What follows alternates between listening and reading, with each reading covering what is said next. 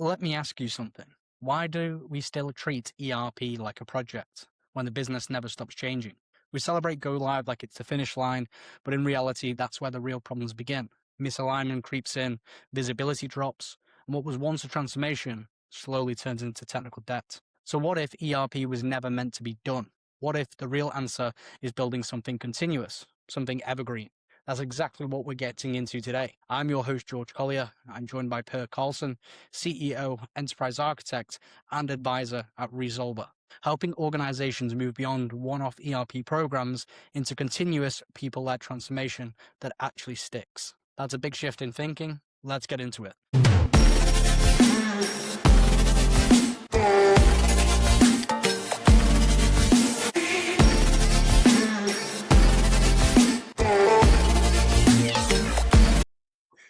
Good afternoon, Per, and welcome to the ERP Perspective. Thank you, George. Very nice to be here. I know we've been speaking over the last couple of weeks around obviously SOLVR, your background, and sort of the evergreen model for ERP.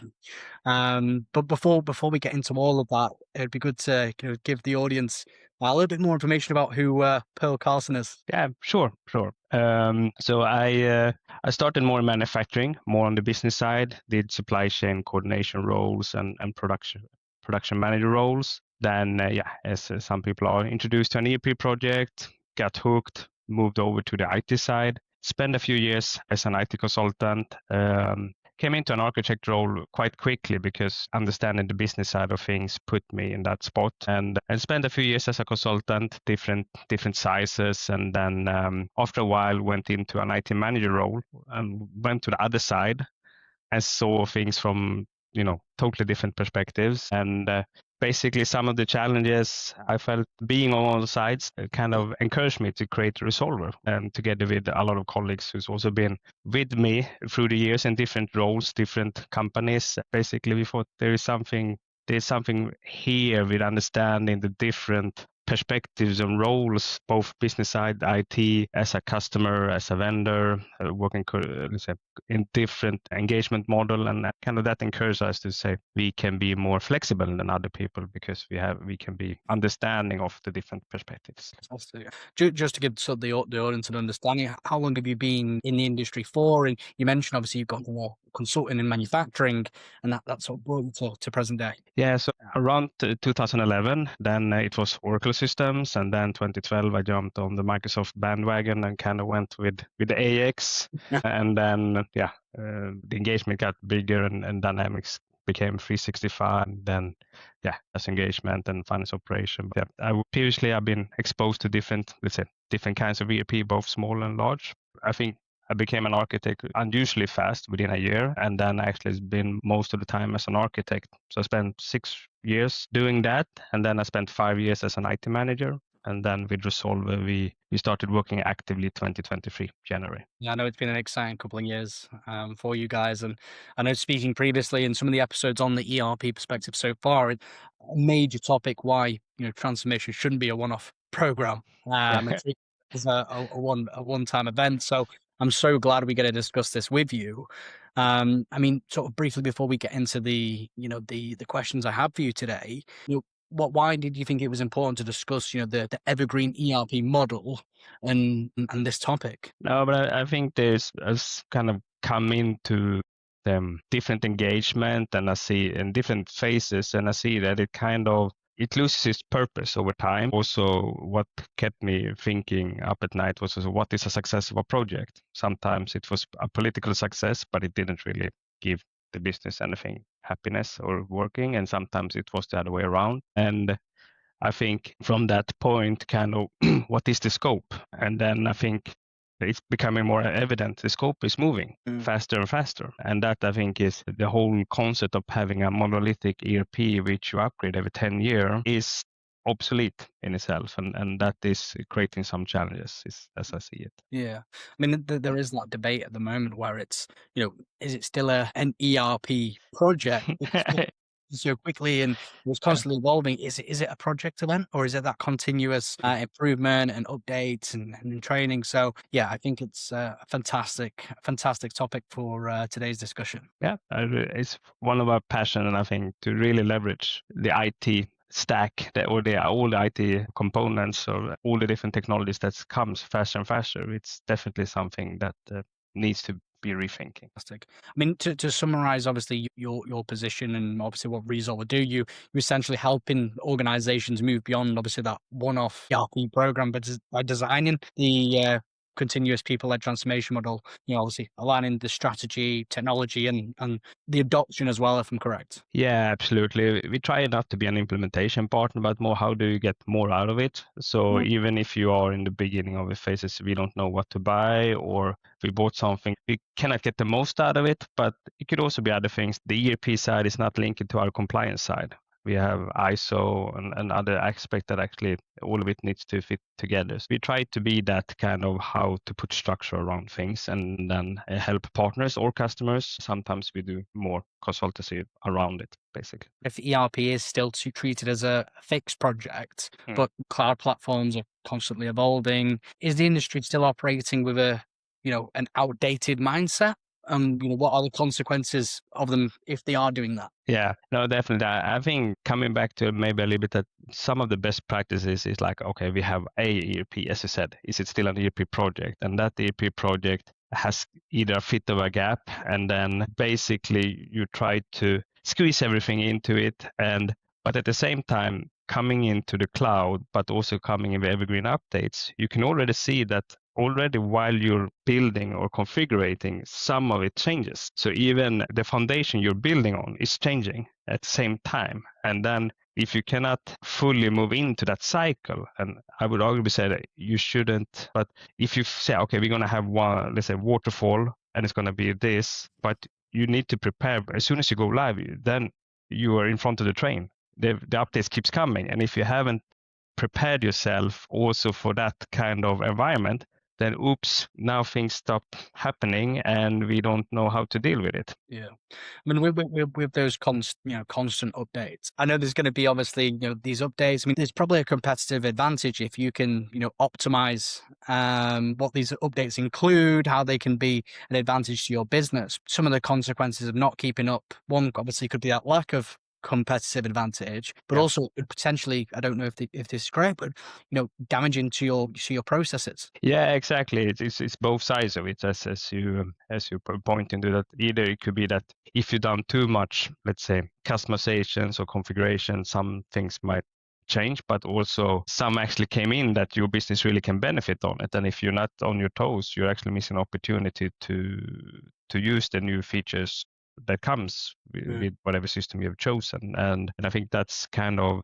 the big advantage that you theoretically were sold when you go to a cloud system. If I can really come into that, but then it's not just can I technically get it in and work, but also can your business adopt and change at the same time? There's so many consequences that could happen if you aren't prepared or you don't have that infrastructure to take on those new features and updates. Yeah, definitely. And especially the larger you become, it's almost like the potential is larger, but also the risk is how do I communicate even a little feature to 200 salespeople? Then you're running into the training problem. So how do I roll out the knowledge to use them? Why do you think organizations still treat, go live as the finish line? And what are leaders missing across visibility, alignment, and obviously ongoing change when they do? I think there's still maybe from a steering perspective, it's still kind of, okay, we see it as a CapEx project. This is an one-time investment, and then it's just maintenance, keeping it up to date. But I think that's probably also that, okay, if we move into this ERP, then we're going to be so much better. When we bought this book, when we read it, we're going to be the greatest. But when you read one book, you're going to realize how little you know and you should read more. And that is, okay, as soon as you come in, like, oh, now I can do this. And maybe, and then you see the possibilities. Your growth potential really comes in when you see it. But from an investment perspective, okay, this is the budget, this is the project, and there's a lot of risk to it, of course. So then you really want to keep it very small, and that we want to ensure it happens on time, on budget, and then it kind of, you scope it down to become some sort of MVP, which most are not happy with, but you've not really prepared steering-wise, organization-wise for continuous improvement. You say, okay, I will deal with continuous improvement later, but then when you get there, you don't even have a budget model or staffing to deal with it, and then oops, all of a sudden, starting that is even more expensive than you're really project year to year. So I think that might be some of the. I mean, it sounds like I love an analogy, and I like the one on the book, but it's but buying a modern day ERP system, which is cloud based, it's like buying an expensive gym membership with all the latest equipment, and then you've got no one to train you on how to use the equipment. And if you're not using all the equipment, you're not going to reap the benefits. Yeah, absolutely. So yeah, I think visibility is a major part. Obviously the team alignment, and so that ongoing change as well. I don't think it's just the training, but also the change management aspect of helping them adopt this new ERP system. Yeah, absolutely. And there's so many things where you can get lost along the way because you've decided to introduce something, and then it comes down to the communication about it, and then getting people to know how to do it, and then get them to actually want to do it. And of course that becomes a chain effect. So while you've, let's say, working on this part, the business might still trying to adapt to what you introduced 6 months ago. I mean, after a business sort of goes live, where do ERP environments typically, start to drift? And is that technology issue, or is it a lack of the visibility and coordination across the people and processes? I mean, there is, I think, of course, there's a big change between, let's say, the pilot or the implementation and rollout. But I think to a lot of extent, and of course, we should, of course, bear in mind the size of the projects. But sometimes you have this vision of it, and then deadline comes closer and closer. Compromises are made, and then sometimes the documentation or the structure is not really emphasized, and then the team in itself becomes the expert, but then they're also maybe contracted or put together even from the business side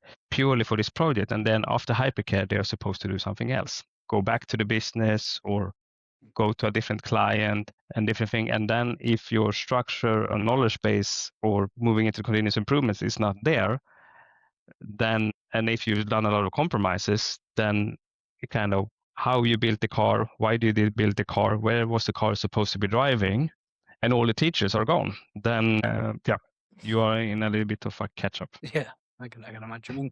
It sounds like it's not really anything to do with the technology being an issue. It's more of that sort of coordination across the people. Definitely, and keeping that you, let's say, if you're building a house for people to live in, then you need to be able to also cater for how to maintain it and keep it able to live with it for the long term. And that's sometimes I just build it and then I move on, and that is a lot where that mindset is not sustainable after go live. When obviously ERP sort of environments, start to drift, and it sounds like it's that domino effect from, the lack of continuous improvement probably leads to lack of visibility. It sounds like then other problems happen. But with the clients that you are assisting, what sort of the main problems or the first thing that tends to drift away from that ERP environment? Yeah, no, but I think there is of course, a little bit different nuances to the challenges they might have, but to a certain extent, it comes back to being staffed for continuous improvement from the original project. That it's kind of like when you're starting a project, any project, you have all your best intention and you have a scope which you think is right, and then when you put that to drift, all the real feedback is coming back, and then you come into, let's say, patching or catching up. How do we get this thing to float? How do we get this ship to actually float? And then you might be overwhelmed with it, and then somewhere along the line you're also trying to continue doing improvements, and if you're in a larger group of companies, you're supposed to move to roll it out. So then all of a sudden you're in a perfect storm. You're trying to clean up what was not done in the pilot due to compromises, and then you're shifting over to try to roll out the same processes to other places. You have bugs and you might have a lot of feedback, and you're not really prepared how to channel all of those in to, let's say, if it's a global template you've gone for, then the global process, and then there is a lot of admin or a lot of kind of just discussing what do we do now, and that is. Yeah, well, and as we can see, that can lead in total chaos. They have these last minute decisions, or let's say they're doing a multi-site rollout, let's say they do the first site and then it's kind of last minute and there's already a drift there in maybe standards, but also the visibility and the rest of the ERP environment. And then you want to roll that out across, maybe 4 or 5 different sites in different countries. Yeah. Then you're making it a lot more complicated than it potentially needs to be. Yeah, definitely. And then also, if you are expecting then that now it's working, then we should be on a very good level. Then we went for an MVP, and all the other things are maybe not needed because we went live. So your compromises of going live, and then afterwards, now those are coming in, and then okay, I thought we were finished. The investment is finished. You were able to make it, so why can you not live with what you got? I think it's so important for businesses to understand that continuous improvement mindset, because there's so many advantages to doing that, but also so many disadvantages of not.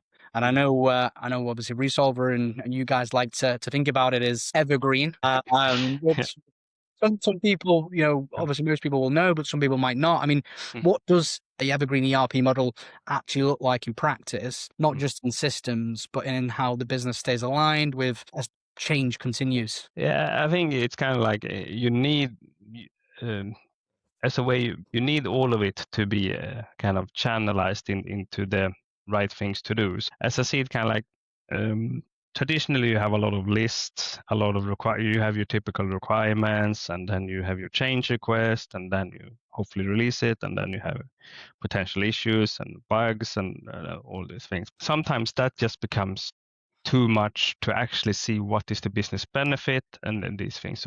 So when we looked at it, and also even before Resolver, what we've seen, what has been successful in our different career path has been more of a process-driven architecture or process-driven structure. That okay, and it's not really unique from that point, but we actually took it a one step further and tried to make it into a system called Simplicit and try to tie into this knowledge. But what we did with that was basically, okay, if you're trying to improve your business and achieve your goals, then for any organization, usually everything that encompasses is usually either individual tasks, or you have projects if it's a group of people, or you have processes. And usually if you want the same result with more than one person, typically it's at the process. So regardless of technology you're choosing, it is the process you're trying to improve or change. And then if you look in then to the agility of any business, that okay, how agile can I be to changing market needs? And then ultimately we said it comes back to your processes, and then the process is, are they effective? Are they the right processes?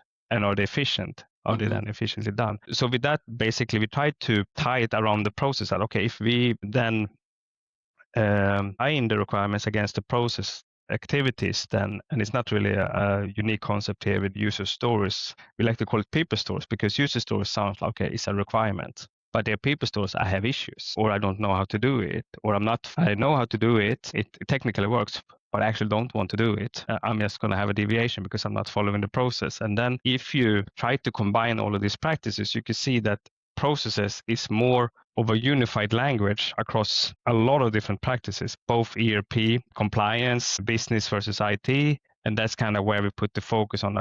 Let's have that as the unifying factor for any kind of project, scoping, continuous improvement work. And that's then, if you're coming back to Evergreen, what does it mean? Technologies are up to date, people are up to date, organizations are up to date, so say. So then it comes back to actually also, does it work? Do we know how to do it?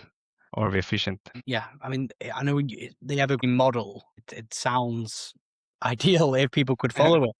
And I know it involves obviously that continuous visibility. It brings obviously that impact awareness, as you mentioned, that the people are informed.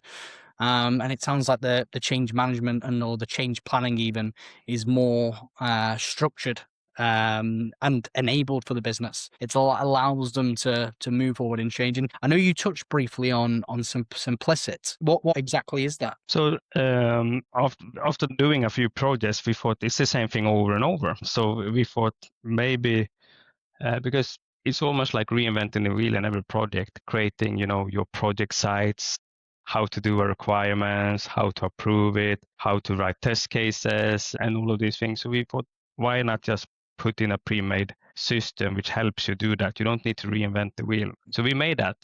And basically, if you look on ERP projects or digitalization projects in general is a little bit the shoemaker's kids. They don't have any shoes because you're giving it to everyone else that actually steer these projects. You have multiple systems. You have process modeling tools, you have test tools, you have ticketing tools, you have learning platforms, and all of it actually, as we saw it, we need to come back to the process. So we actually combine the key elements into, okay, how do we improve the processes? So actually, what do we do? How do we do the process? The instructions based on activities and the roles tied to that, but then also how do we tie requirements to that process activity, the user stories, but also the linked instructions, but also potential issues. But what that opened up the door for was also more the change management aspect that you're talking about.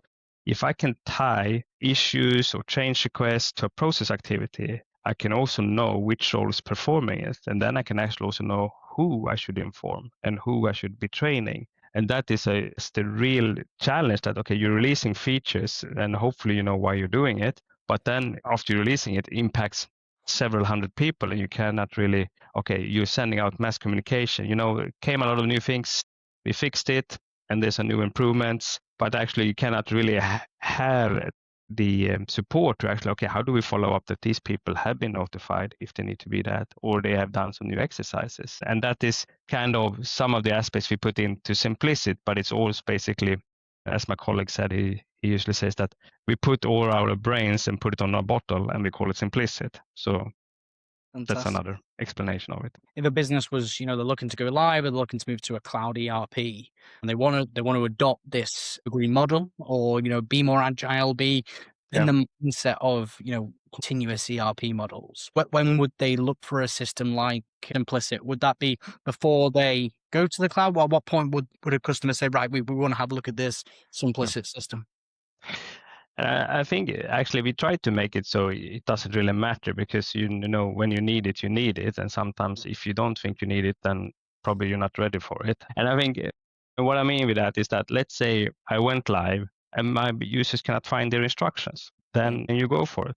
Some people say, okay, I should have done it from the start. I need to have a perfect situation. Yeah, but you know what? If people cannot find their instructions, or you cannot tie the issues or change requests and cannot prioritize based on the business where it gives the most benefits, it's also, let's say, readiness. And you don't need to have processes for everyone. And this is, I think, disregarding Simplicity or something else. When people say process, they're like, oh, that sounds heavy. That sounds, that sounds complex. We don't have time to draw process. No, okay, fine, but you have time to perform a process day to day. So arguably one aspect, okay, whatever you do today, Simplicity can document that and be used in the same day for that processes. Just collect information. But arguably, of course, you can use it in the beginning, even from, okay, I have current state, my future state, what are the requirements in between, and use it for fit gapping and trying to select systems and drive it the whole way through. Okay, how do we do the scope of work? And of course, ideally, it's there from the start, but then you might not know why you need it because you're not experienced in the pain of not having it structured in that way. But we have made it available to do at any point in time. Fantastic. Yeah. Hopefully anybody doesn't need to go through the pain to realize the advantages of using it. But in a sort of continuous ERP model, what would you say breaks first? The technology or the organization's abilities to absorb change? And on that, why do so many businesses struggle to connect system change to real user behavior? Yeah, but I think there is maybe two dimensions to that. I think one is, of course, the larger you are, the more complex it is to, let's say, roll back features. You deployed it. How do I make sure everyone is aware of it? And then I think definitely it is then less is more, and people like, okay, I slow down, I build it, and then I make sure it is working, is one of, let's say, a practical approach a lot of people are doing. But also another part, and I think that's why I see this two dimension. One is how complex is my organization, both in terms of size or structure. The other one, how complex is my landscape? Is it crossing multiple platforms, different technologies, and how well do we understand them, and can that connection, if I do this, how does it affect the process? Because arguably it is usually still a ticket. We try to go in and we try to write some sort of specification documents, and we still talk this okay, I'm going to change this table, I'm going to change this view, and then you forgot where in the process is it used, and then you try, okay, we need to talk to someone in the business, and then you're back to that kind of understanding the process impact of. You've kind of given a great sort of understanding or example how Simplicit could assist people and that impact it has, obviously, on the people to understand and manage it in practice. Yeah, that was our intention, and I think the key part was maybe to tie all of these competences, like if you are a release manager or if you are a developer or if you're a business person, they will never understand each other. Then try to give them the information they need in their own language, but then at the same time tying it together. 100%. I mean, that is so important. And if ERP is now, a continuous cycle, how should organizations rethink their architecture and operating model to maintain visibility, coordination, and control? Yeah, of course, I'm biased to the process part and Simplicit, but I think but I think ultimately when you choose something to improve, it is usually some process you're trying to improve. So therefore, having that process mindset or process architecture, regardless of simplicity or not, and tying your requirement, your testing, your training towards processes and the roles, then you are in a good spot. So say, if you keep having separate ticketing systems, separate model learning systems, separate process systems, then you are in for an administration headache and it will be mismatched. So the main thing would be that architecture that's maybe a little bit more harmonized in a way. Yeah. Now and of course it's kind of like as long as you can, and sometimes you put together more teams across disciplines. But if you can kind of, okay, regardless of documentation structure, as long as you have a business representative and the different roles together, because I mean, if you have too many walls or too many steps from the person changing the system, the person working in it, then it's going to be the whispers game and it's going to be diluted. I mean, my next question for you might be obviously a little bit in the future, but if ERP continues to be treated as a one-off project for some businesses, what will those organizations struggle with the most in the next 5 years? And what are those ones getting it right doing differently today than those that aren't? Yeah, I'm going to try to cater a question for different sizes of companies, to say, but arguably I would say that if you cannot cater for it, you are going to lose in all the technology. And people have always said that. There's going to be the Henry Ford. If I ask people what they want, they're going to get faster horses. But if you cannot adopt in new technologies, and I think that's where if you're stuck on, I need this system, and that is purely that one I will change, instead of this is the process and this is the technology we are using or the technology to automate it or AI, then you are prepared to face whatever technology or whatever shift it is. But if you still, okay, this is my system, I need to protect that. Of course, you will have a very solid system, but your business will be outdated against the market. I think it's so important for businesses to understand what an evergreen model could look like and the benefits. I think it's more important than ever to have that mindset of continuous change and being more flexible and agile with these updates. But thank you so much, obviously, Per, coming on to the ERP perspective, talking about obviously SOLVR and Simplicit. I will obviously link your profile below this video, some more details around SOLVR, because I know a lot of people will probably want to learn more about what Simplicit is. Before we wrap up the episode, is there any other information that you'd like to give about SOLVR, about yourself, or anything else that you'd like to give to the community today? For sure, and I think let's say we are very, we are here because we thought there was a gap in the whole industry, and I think that is the role we're trying to fulfill. So it's both a gap that we are both on the customer side and the partner side, but there is also sometimes gap between top management and the implementation, going from vision, mission, goals, and actually going to execution. This is where we try to do, and also we are not protective of any turf. This is where we see that we can be different and we can be a complement to any project, any continuous improvement, or any kind of enabling either the partner or the customer or in combination. And this is our, let's say, passion is to just, let's not redo the wheel again. I mean, seriously. So yeah, that's probably what I want to send in the end. Fantastic. I think it's a great message. I think you've given so much information to the community today. Like I said, all the details below this video will be available. But this has been the ERP perspective with Per Karlsson and SOLVR. The Evergreen ERP model by transformation shouldn't be a one-off program. Feel free to follow, like, and subscribe on YouTube, LinkedIn, Instagram, TikTok, and now Apple Podcasts and Spotify as well, where you can catch this conversation. But until next time, thank you. Thank you.